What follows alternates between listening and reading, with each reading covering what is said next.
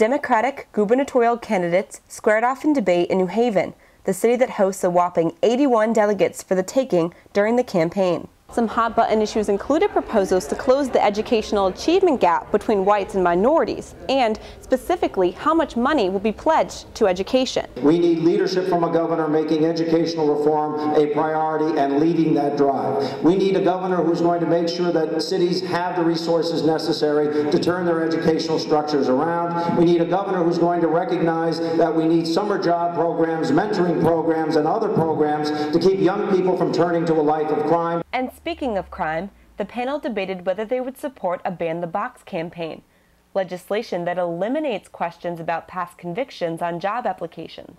If it's for petty type of drug things and things like that, clearly we need to reform the system. Let me qualify that. I think when you're dealing with daycare centers, school bus drivers, child care providers, and school teachers, we definitely have to know if the person has been convicted of any type of a sexual deviancy.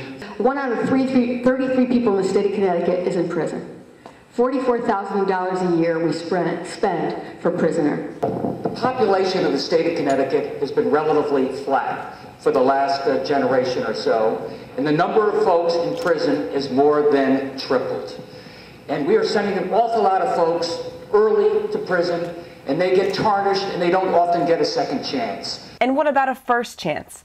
All 6 candidates supported New Haven's open-door immigration policy over Danbury's, where the mayor deputized local police as immigration officers in 2005.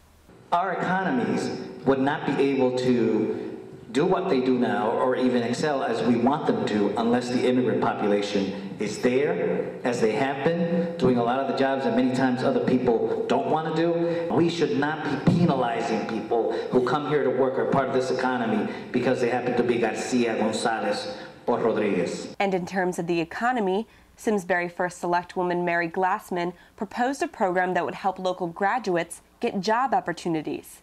Look at the wonderful institutions we have in our state, UConn, Yale, Quinnipiac, all of them right in your own backyard. We need to create a program where the graduates of those institutions are linked with the job creation areas, and so they stay in Connecticut. And Richfield First Selectman Rudy Marconi wagered that adding toll booths to the state would generate $1 billion a year in much needed revenue. Public transportation needs help, and it needs help today. We need to put tolls in, not next year, not 2 years from now, 3 years from now.